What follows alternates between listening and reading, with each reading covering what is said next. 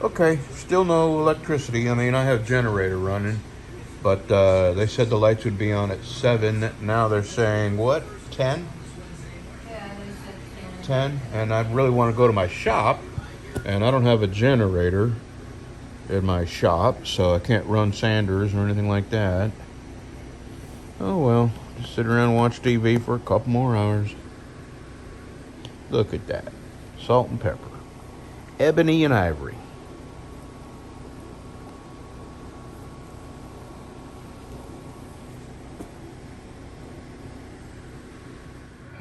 Well, I answered my own question. I don't know if you can hear the generator in the background here. We're watching TV. We got air conditioner going. Lights on, and I just cooked an omelet on my stove. So I can do everything with that generator that I wanted to do, except it will not run the whole house heater, which is fine. I don't know why we lost power. I woke up with my CPAP quit, and about when did we lose power? About 3 o'clock this morning, huh? yeah, it was before 3, like 2:30. Yeah, about 2:30 we lost power, and we laid there and laid there and laid there, and then finally got up. So called the power company, and they said it should be on by 7. So went ahead and cranked the generator up so we'd have AC. And I said, I wonder if I can cook. And yes, I can. All right. Power just came back on. I just wanted to show you this here. It's been about 7 days since I sanded this down and put a coat of butcher's wax on it. And it's been humid and rainy and no rust. So I guess I'm just going to have to keep a coat of wax on it. Okay, I am going to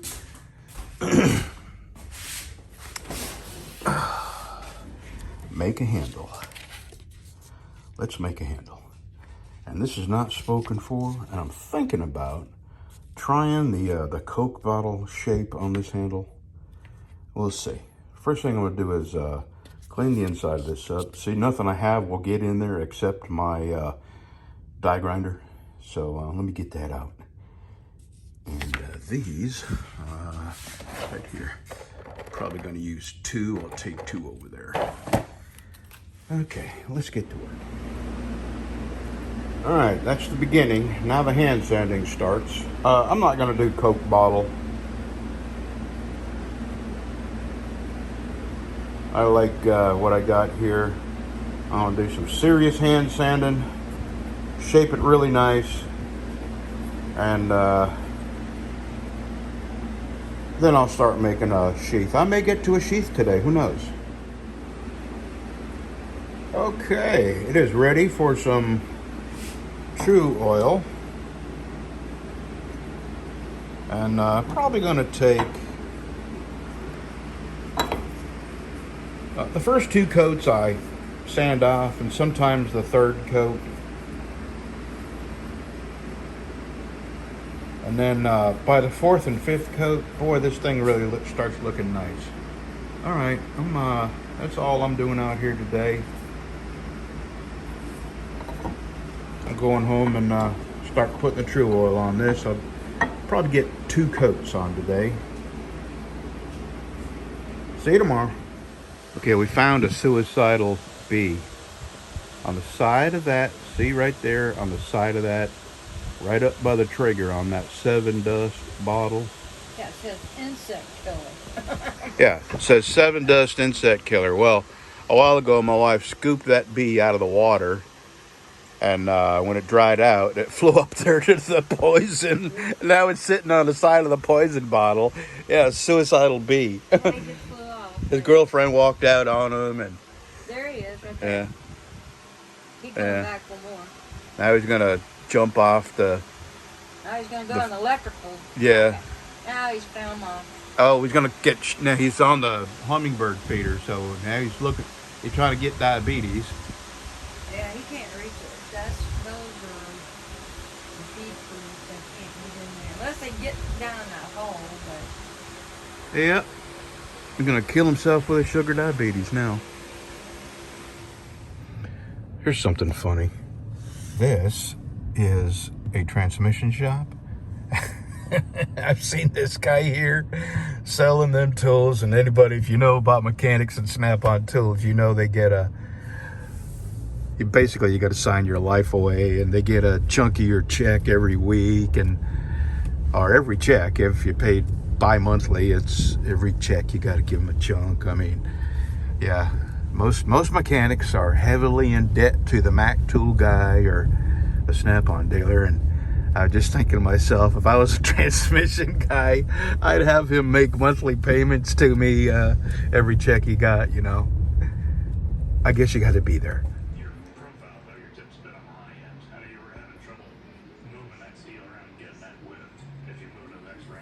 Well, I didn't get much done today. I got a coat of True Oil on that knife. And I was going to sand it down and put a second coat on today, but I'm going to let it dry really, really hard. What I've found with True Oil is that you can't rush it.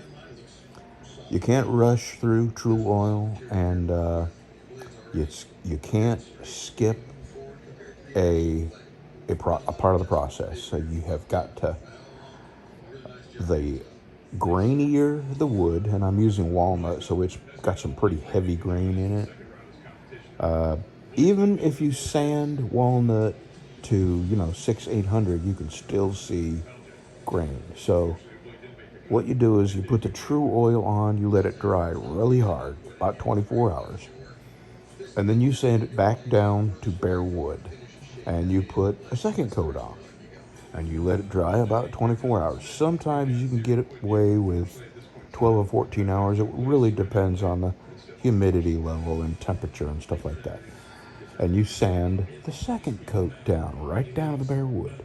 And it looks like, sounds like a lot of work, and it is, but I'm telling you, if you don't do it right, it's going to look like crap. And it took me a long time to figure out the right way to put True Oil on wood. And depending on what wood and the grain, it would depend on what procedure, what steps you had to take. So, I'm sleepy. It's the end of the day. It's late at night, actually. And I was going to sit up and put another coat on that, and I'm just not. So, that's my Wednesday. Y'all have a good Thursday. In the morning, I'll get up, drink my coffee, sand that knife down to bare wood. Oh, that's what let me finish what I was saying. You put the second coat on, and it gives you a good idea of how many more coats you'll need to sand. You sand the second coat off, and you put the third one on. Usually, the third coat is the one that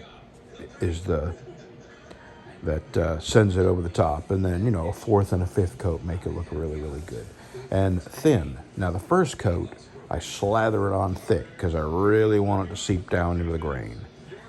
And the second coat and all the rest of the coats I put on light.